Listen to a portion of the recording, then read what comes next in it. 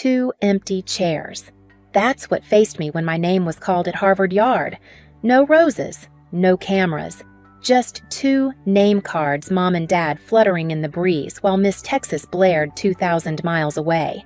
Hours later, one photo from my cousin flipped our town upside down. The perfect family finally met the truth. Church whispers, community pages on fire. And me, I didn't argue. I didn't chase. I made one decision that changed everything forever.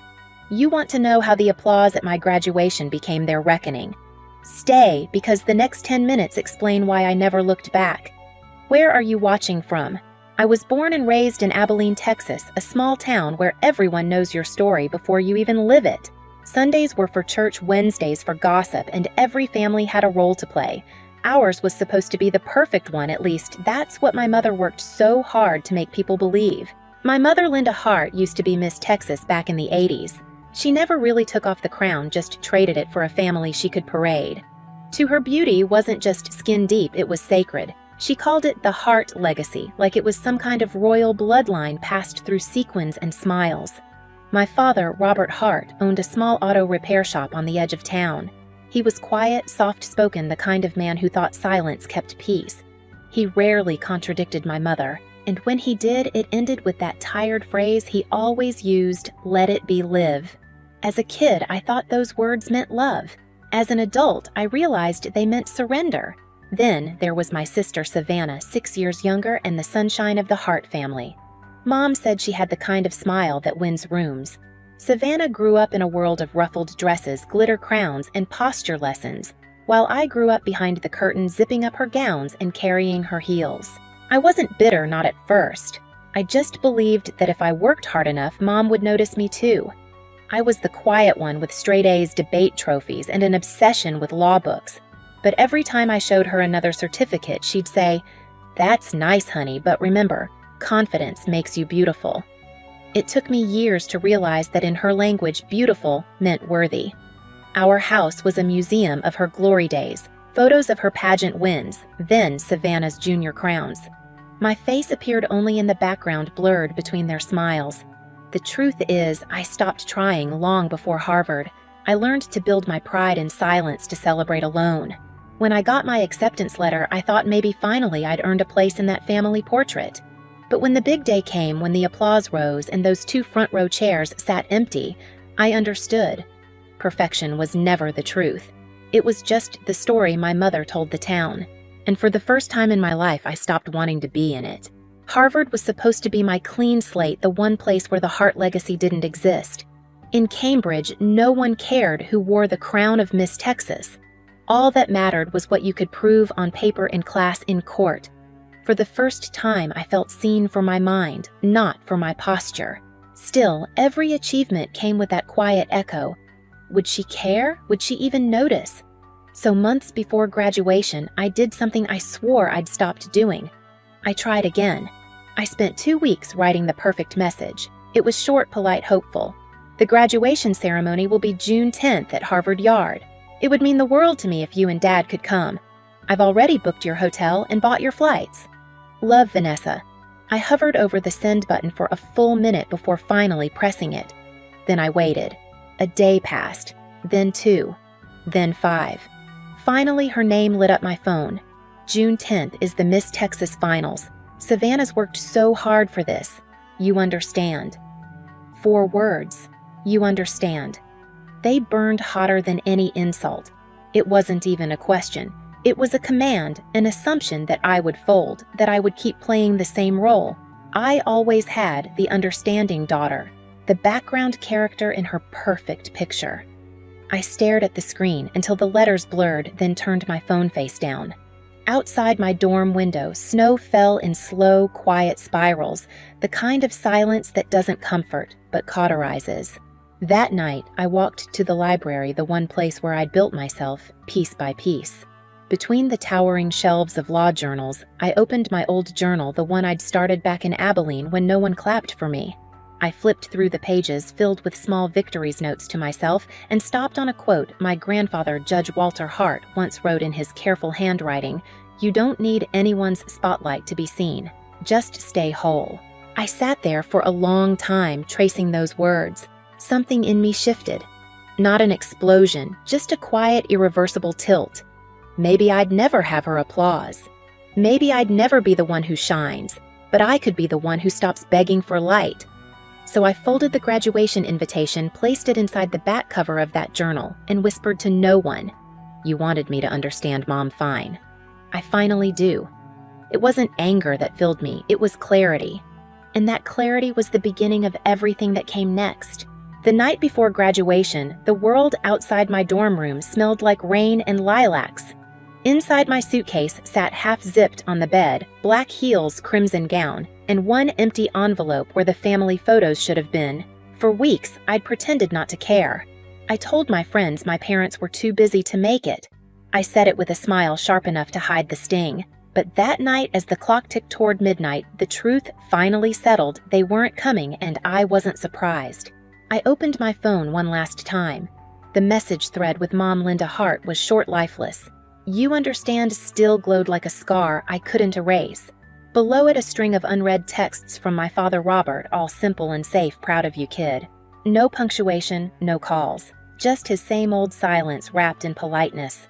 For the first time, I didn't reply. Instead, I scrolled through my photo gallery snapshots of study nights, debate wins, campus winters. Then, I reached the one I'd taken weeks earlier, 2 empty chairs under the Harvard banner during rehearsal. Something about that image stopped me. I stared at those chairs until a thought surfaced, soft but certain. If they won't sit there, I will. That's when I started writing. Not a message, not a plea, a speech. Every word I'd swallowed since childhood poured out the years of invisibility, the weight of being the understanding one. But it wasn't bitter. It was deliberate, like closing a door gently one final time. When I finished, I folded the speech neatly and slid it into the same envelope that once held their invitations. The envelope that once said, "Please come now," held the story of what happens when you don't. I packed the journal my grandfather, Judge Walter Hart, had given me, his words tucked between the pages. "Stay whole." That was all I needed to carry. Before turning off the light, I did one last thing. I opened my contacts, scrolled until I found Mom, then Dad. And without hesitation, I pressed delete. It wasn't dramatic. It wasn't revenge. It was reclamation, the quiet kind. The kind that doesn't make noise but makes room. Outside, the rain began to fall, tapping softly against the glass. I lay down, listening to it, realizing it wasn't a storm anymore. It was a cleansing. By morning, I knew exactly who I was walking for, not for the 2 empty chairs waiting in the front row, but for the girl who had finally stopped waiting to be seen.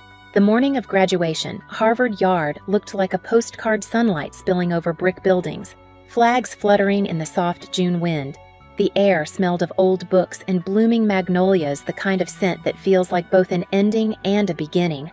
I dressed slowly, my crimson gown crisp against the white of my shirt. Every sound felt amplified, the rustle of fabric, the chatter of classmates, the brass band tuning up somewhere in the distance. Everyone had people waiting for them. Everyone but me. As we lined up to march, a girl behind me whispered, "Your parents must be so proud." I smiled. Maybe I said softly in their own way. When the ceremony began, the sound of applause rolled through the crowd like waves. Names were called one after another. Every few seconds, a new eruption of cheers, families shouting, waving, crying. Then came mine. Vanessa Hart, Juris Doctor, Harvard Law School. For a heartbeat, there was silence. Then a few polite claps, my friends, my professor, and one pair of hands I recognized instantly. I looked up. In the 3rd row, Grandfather Walter stood tall in his gray suit, the morning sun catching the silver in his hair. Beside him sat Ethan, the quiet med student who had seen me through long nights of studying and self-doubt. When their eyes met mine, both smiled, steady, proud enough to fill every empty seat around them. I walked across the stage, took my diploma, and turned toward the audience. 2 front-row chairs stood untouched, name cards pinned neatly, Mr. and Mrs. Hart. A small breeze caught the edges, making them flutter like the wings of something finally let go. That was my closure, not revenge, not triumph, just peace. But fate has a sense of irony.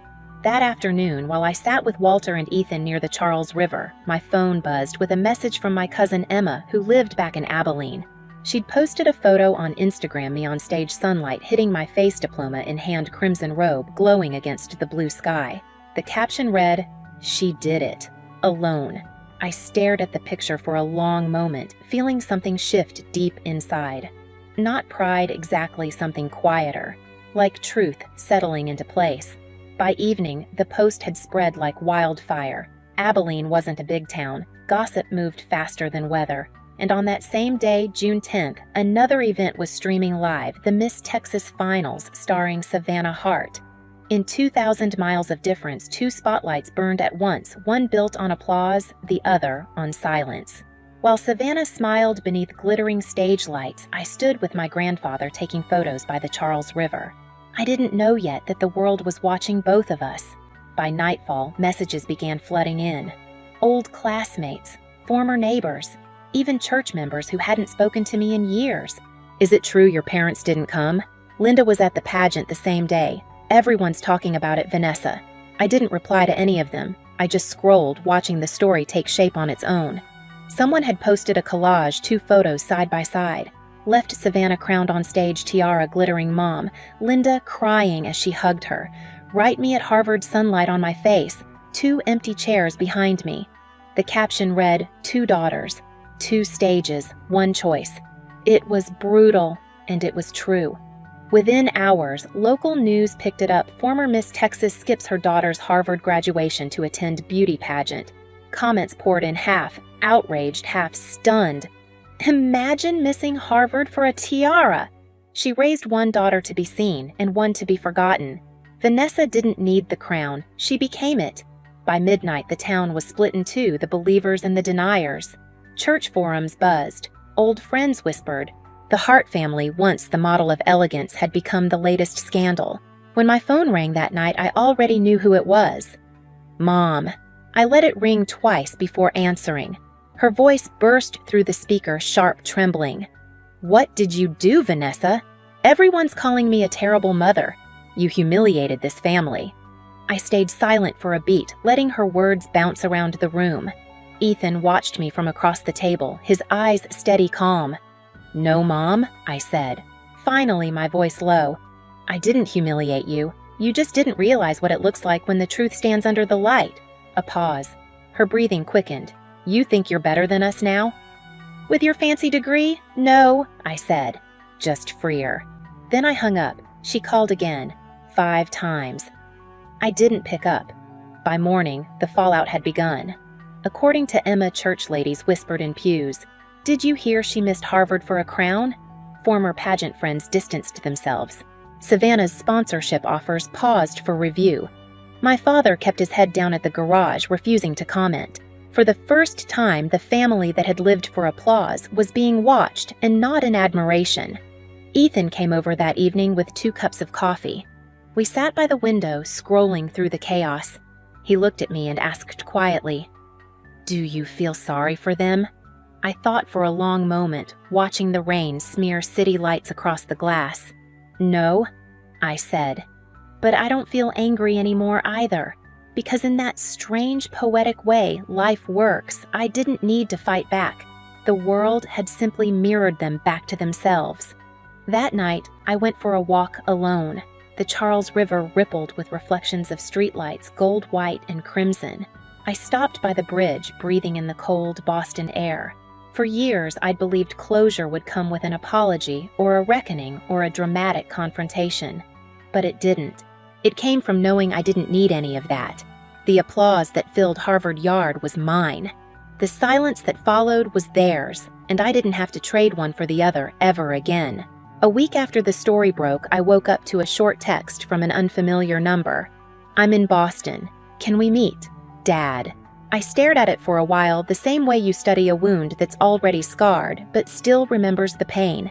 Part of me wanted to delete it. Another part, the one that still remembered the quiet man with grease-stained hands who used to leave folded bills on my desk, couldn't.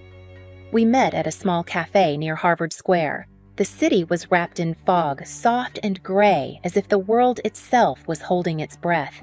He looked older than I remembered. His voice cracked when he spoke. "I was wrong, Vanessa," he said.